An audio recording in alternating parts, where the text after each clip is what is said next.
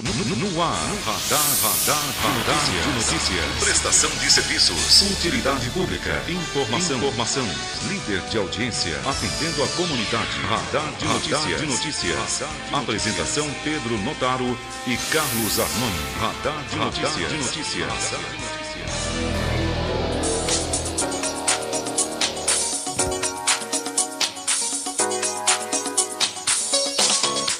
Bom dia, pontualmente 7 horas da manhã. Começa agora mais uma edição do Radar de Notícias pela Rádio Imprensa FM 102,5, com transmissão simultânea TV Guarulhos, canal 3 na net, e acessível pela internet, tvguarulhos3.com.br.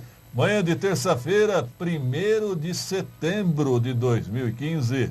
Participe, 2451-2121, 2459-2727, celular vivo do Radar 99507-6900.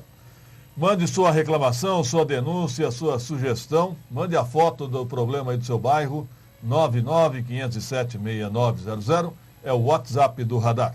Bom dia, Carlos Arnone. Bom dia, Pedro Notaro, Roberto Samuel e amigos do Radar. Roberto Samuel, bom dia. Bom dia, Pedro Arnone, bom dia a todos. E atenção, servidores públicos de Guarulhos, daqui a pouco, representantes da categoria rebatendo a entrevista do presidente da Previdência.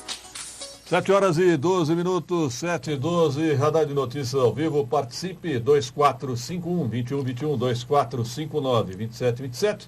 Celular vivo do Radar, mande seu WhatsApp, sua reclamação, sua sugestão, a foto do problema do seu bairro, 99507-6900.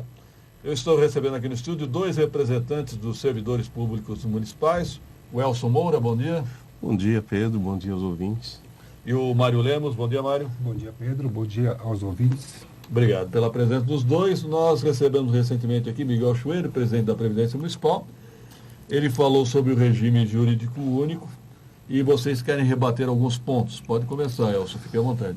Então, Pedro, o grande problema do regime jurídico único, né, não somos contra, somos totalmente favoráveis e é uma lei federal, né? A Constituição estabelece no seu artigo 39 que ele tem que ser implementado. Mas o que nós reclamamos é da forma que está sendo implementado, sem discussão com a categoria, né? Uma contratação da FGV para fazer um projeto por 4,5 milhões de reais, coisas que nós servidores poderíamos fazer sem custo nenhum para a prefeitura e com mais qualidade, né? Essa dispensa de licitação por causa da notória especialização, né? Tem outras empresas no mercado que poderiam estar fazendo, né? Caso fosse necessário procurar uma consultoria, mas é o que eu falei, nós mesmos poderíamos ter feito isso, né? Aí você pega um monstreco com 721 artigos, né? Onde tem um monte de Ctrl-C, Ctrl-V, limita até a questão de vale-refeição, vale-transporte, é um negócio assim assustador. Na nossa visão, poderia ser migrado direto a 1429, já que o governo optou pelo regime estatutário, simplesmente migraria, né, 15, 20 artigos, você migraria para a Lei 1429, que é o atual estatuto, evitando prejuízo. Faria uma migração simples da CLT para o estatutário? Se optaram pelo estatutário, né, que migrasse direto. Né? Então, você cria uma outra figura para quê? Para tirar direitos dos servidores, né? Que, na verdade, estão tendo tanto direito do estatutário como do seletista para essa nova transição. Qual a sua visão, Mário Lemos, sobre o problema? Então, é exatamente isso que o Elson falou. Nós temos uma mudança lá em Goiânia, por exemplo, 15 artigos foram suficientes para fazer essa transposição, colocar os seletistas do estatuto. Já existia um estatuto, assim como aqui, né? E simplesmente foi trazido. Agora, aqui nós temos vários problemas. A Previdência em si, ela já tem, ela tem o longo aí de problemas no pagamento a fornecedores, atraso no pagamento recentemente dos aposentados e pensionistas do SAI. É claro que foi um dia, mas o próprio Tribunal de Contas, conforme a audiência pública que nós tivemos recentemente na Câmara, apontou o conflito de interesse do presidente do IPREV ser alguém de confiança, que não tem assim, a tranquilidade, a governabilidade para cobrar à prefeitura os aportes necessários. Se a gente for lembrar um pouquinho mais, antes de 2005, os servidores não contribuíam para a aposentadoria. Era só para saúde e pensão. Em 2005, ainda no governo do prefeito Eloy Pietá, foi instituída a contribuição, 11% por servidores e 22% para o patronal. Isso, no final de em 2011, houve uma alteração da lei e alterou a alíquota patronal para 11,2%. A dos servidores permaneceu em 11% e para 11,2%. Diminuiu do patronal. Diminuiu e, naquela ocasião, foi apartado os fundos. Um fundo que, em caso de necessidade de caixa, e sempre vai ter, porque antes não existia o carregamento das contribuições, que colocaram os servidores que entraram na prefeitura até setembro do ano 2000, e o outro capitalizado. Esse capitalizado, ele teve, segundo a lei, do final de 2011, deveria ter um aporte, ou teve um aporte, de 14.770.000. E baixou a contribuição para 11,2. O que ocorre? Ocorre que, para fazer essa lei, essa mudança do regime jurídico, uma das condições necessárias é o cálculo atuarial. E o governo não apresenta. No Diário Oficial do dia 31/7, coloca lá quanto que era o saldo do patrimônio desse fundo, que foi criado lá em dezembro de 2011. A posição do saldo, que está lá no Diário Oficial, página 4, é pouco mais de R$700 mil do fundo. Ora, esse fundo hoje, ele só é responsável por 5 aposentadorias e 2 pensões.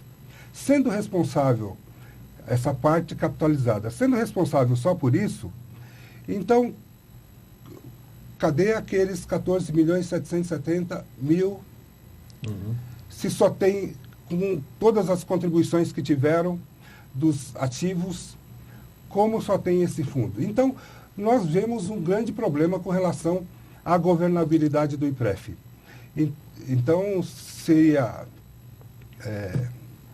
um grande prejuízo, ou é temerário a nossa passada para esse regime dentro dessas condições. Agora, a questão do cálculo atuarial, vou falar mais a respeito. Espera aí, as informações aqui no estúdio. Elson Moura, você falou em direitos, né, que os estatutários e os seletistas irão perder. Quais seriam? Pedro, é só achar estranho o Miguel ter vindo aqui, já que a parte dele é previdenciária e até agora ele não apresentou o cálculo atuarial, né? Eu esperava que tivesse vindo aqui o Vitor Kleber, secretário de administração, né? Um apadrinhado do deputado Auriel, ou o Marrom, né? Que é secretário adjunto, que é um apadrinhado do deputado Alencar, né? O Marrom é sindicalista, né? É ex-sindicalista, né? Não sei se sindicalista ou ex-assessor, né? Na parte sindical. Né? Mas que eu falo de direitos aqui, ó, algumas pegadinhas que estão no projeto que parece besta, né? Tipo, alteração da nomenclatura de 13º salário para 13º vencimento. No corpo do PL, né, do projeto, eles definem o que é vencimento. Vencimento é o salário base. Hoje, o salário 13º ele é cheio, né? É o salário base, mas o tempo de casa que o servidor tem, seus adicionais, né? A progressão horizontal. A progressão horizontal, o quinquênio, a sexta parte, né? Se... Aliás, o que muitos funcionários estão me questionando, Elson, desculpa, é isso. Eles dizem o seguinte: como é que eu vou mudar dentro da mesma empresa e vou perder o meu tempo de serviço? Não, e é um absurdo, porque, primeiro, quem está necessitando dessa mudança de imediato é a prefeitura, toque de caixa.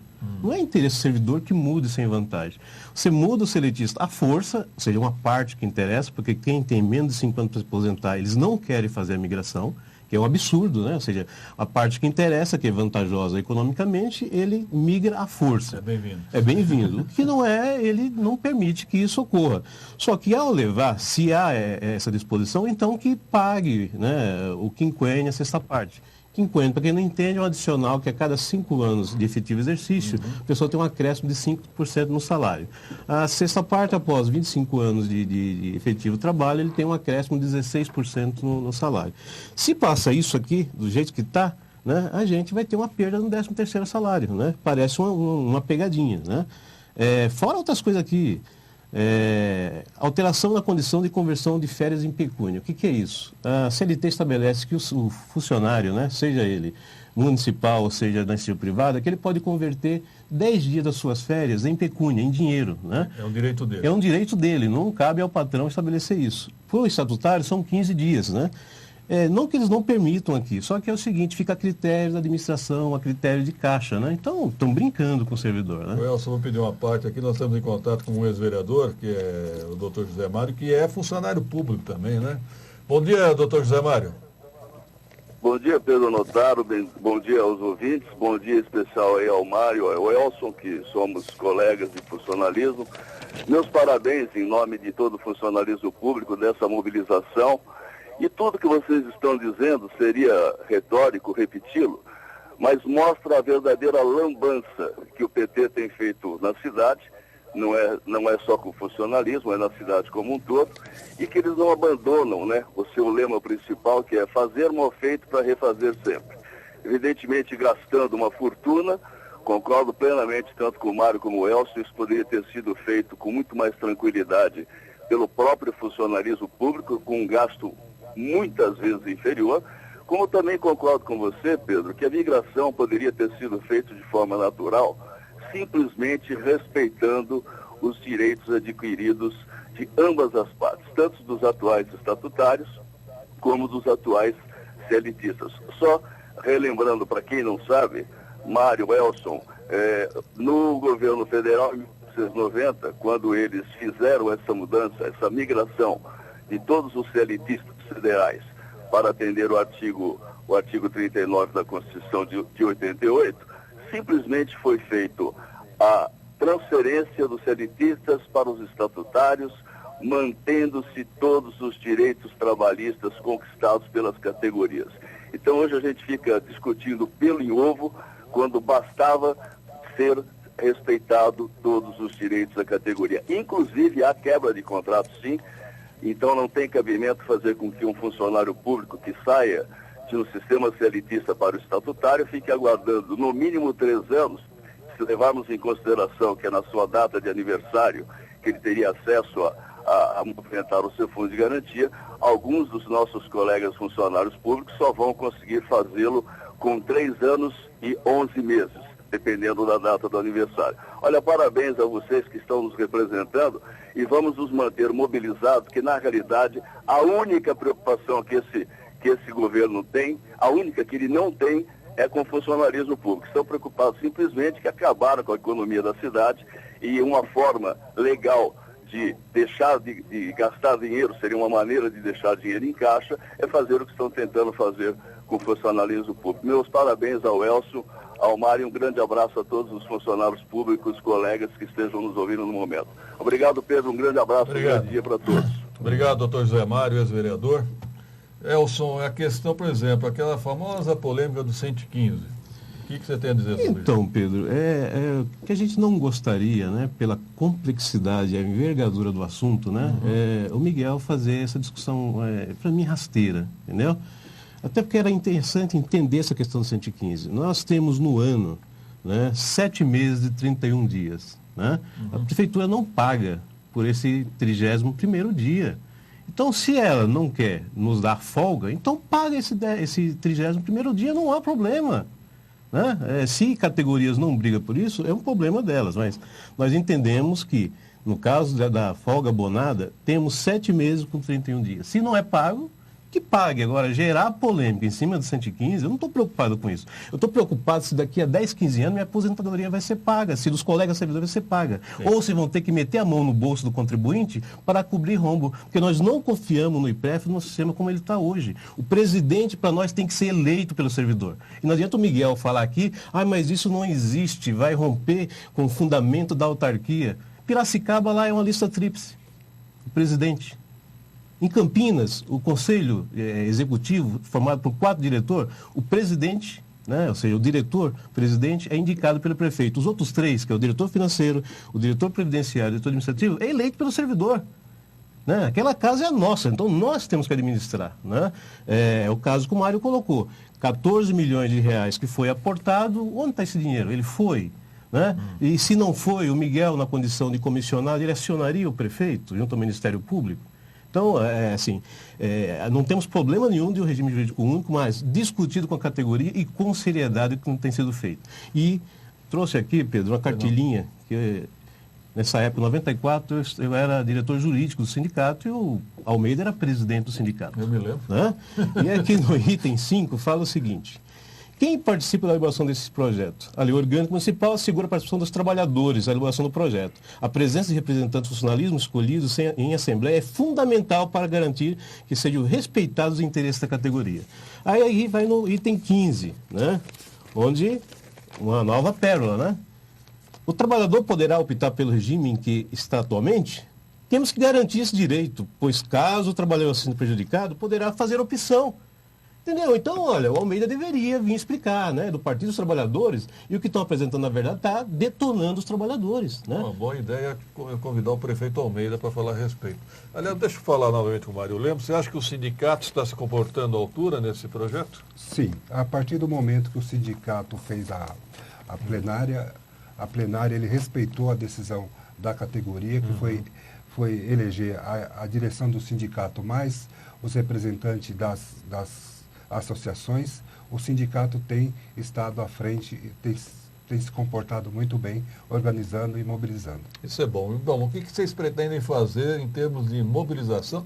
Elson, você conhece muito bem a política, sabe que chega lá na Câmara, muitos vereadores têm dificuldade em compreender o projeto, né? Ele é complexo. Como é que vocês pretendem conscientizar os vereadores? Então, Pedro, eu acho que os vereadores têm que se preocupar nesse momento que o projeto seja bem discutido na prefeitura, junto com o servidor e a administração, para chegar na Câmara redondo, ou seja, para fazer os últimos acertos. Então a gente pediria aos vereadores que tomassem a preocupação, né, principalmente o pessoal da base aliada, conversasse com o governo. Não manda, né, aqui no final do ano uma bola quadrada para nós. Né? Os servidores estão disponíveis, o que eu falei, se tivesse consultado a gente, nós teríamos feito esse projeto sem custo zero para a prefeitura, né? Custo zero para o contribuinte, né? Que 4,5 milhões, vamos dizer, né? É muito dinheiro, né? Então, que a base aliada converse com o governo. Olha, não venha para cá o projeto antes de vocês se acertarem com os meninos, com os servidores municipais. O cálculo atuarial não foi divulgado ainda? Não foi divulgado. Como é que você faz um projeto dessa envergadura? Se o negócio for mal administrado, Pedro, daqui a 15, 20 anos a prefeitura vai ter que arrancar dinheiro da saúde e educação para bancar a aposentadoria. E tem que ser divulgado para fazer uma projeção, né? Uma projeção, para não acontecer o que aconteceu no Chile, ou aconteceu, né, em alguns locais, que no final você vai ter que aumentar, né? Porque o Mário falou, um absurdo. Se o INSS, né, recolhe 22 patronal, porque a prefeitura reduziu para 11,2. É mais barato. É mais barato. Agora, no fundo, Pedro, a cartilhinha que nós fizemos aí esse ano, a preocupação da prefeitura é uma preocupação de grana, tá? Ela paga por ano 227 milhões de reais de FGTS, de INSS. 71,5 milhões de fundo de garantia. Esse dinheiro do fundo de garantia vai o caixa da prefeitura. Esses 227,5 milhões é dos 22%. Se reduz para 11,2, que é hoje, a prefeitura vai ter uma economia de 11,68 milhões por ano. E mais o aporte da Previdência hoje para bancar a aposentadoria, que é de 81 milhões de reais. Você vai ter uma grana, muita grana na prefeitura, que lhe garante, né, ao não precisar migrar esse dinheiro para o governo federal, seja para o INSS, seja para a Caixa, conseguir as suas certidões. Esse é o maior desespero. Na verdade, tem uma preocupação de governo, de Caixa, não tem uma preocupação de Estado, de município. Elson, uma sugestão, não seria interessante um parecer de um economista, um professor de economia a respeito? Temos um economista aqui. Mário Lemos é economista? Sim. Então é bom saber. Pois é. Então, é importante falar também o que o doutor Zé Mário falou, que essa questão do INSS. O INSS, quando fez a conversão lá no governo federal, foi considerado todo o tempo. Outros municípios também. Quando nós tivemos as explicativas do governo, da Secretaria da Administração, quando foi colocada essa questão do tempo ser contado do servidor só a partir de 1º de janeiro, a resposta que nos deram foi que algumas questões serão judicializadas. Ou seja, já tem o claro intuito de judicializar uma questão, prejudicando principalmente os trabalhadores mais humildes que não têm acesso ao judiciário. Ao judiciário. A não ser pelo sindicato, né? Sim, mas de qualquer forma uma demanda totalmente desnecessária, porque já há várias decisões de segundo grau aí dizendo que é o tempo de serviço público é o tempo desde o início da atividade. Nós, em particular, trabalhamos na administração direta, né? Então é um verdadeiro absurdo o tempo querer ser considerado a partir de então. Não, a gente tem a súmula 678 do Supremo Tribunal Federal, que já, né, definiu que isso tem que ser contado o tempo pregresso. E outra coisa é a questão aqui do imposto sindical. Como eles apresentaram para o sindicato, e pelo que eu entendi, o sindicato não teve acesso à minuta antes, então foi a prefeitura que criou o imposto sindical. Né? Eu acho que o nosso sindicato tem que ser financiado, mas por outros instrumentos, não por um instrumento que foi criado na época do Getúlio Vargas, né? Que arranca do seu bolso forçosamente um dia de trabalho sem a prévia consulta. Né? E aí o Miguel falar aqui que tem súmula, não é verdade, não tem uma súmula vinculante. Aliás, é uma questão que o Milton Diotti me pergunta, mas a contribuição e a imposto sindical existe praticamente em todas as categorias. Né? Não existe pelo estatutário. Ah, tá. Não existe. Né? Uma lei federal, né, que não existe. Se o sindicato não participou da elaboração da minuta, então foi o governo que colocou o imposto sindical. Né? E o Miguel falou que tem uma súmula. Não tem súmula, não é verdade. Ou foram sindicalistas, né? Obrigado. Ficou determinado que vai ter um ato dia 10 na Câmara, na Praça Getúlio Vargas, às 18 horas. Tá? Então convidamos todos os servidores para aparecer lá. Né? Vai ser uma quinta-feira, Uma quinta-feira. 10, aonde? No Bom Clima? Não, Bom Clima não, vai ser na Praça Getúlio Vargas. Praça Getúlio Vargas. Tá certo. E alguma manifestação da Câmara em querer discutir esse assunto ou não? Eles têm feito, né? Foi feita uma primeira reunião, né? Os representantes da prefeitura não apareceram, né? Mas é isso que a gente falou. Nesse momento a Câmara vai nos ajudar muito se conversar com o governo para que discuta com o servidor, para não chegar quadrado lá e aí vamos ter dificuldade tanto para o servidor como para a população, que vai ter que arcar um custo desnecessário se sair redondo hoje. Você me arruma depois uma cópia dessa cartilha 94? Arrumo sim. O tempo voa, hein? Obrigado, Mário Lemos, pela participação. Obrigado, eu agradeço e nós estamos à disposição quando chamados. E nós também estamos à disposição para debater esse regime jurídico único. Obrigado, Beleza, Pedro. Agradecemos por esse espaço, tá, Pedro? Sempre porque aberto. Para que a No ar, radar de notícias. Prestação de serviços. Utilidade pública. Informação. Líder.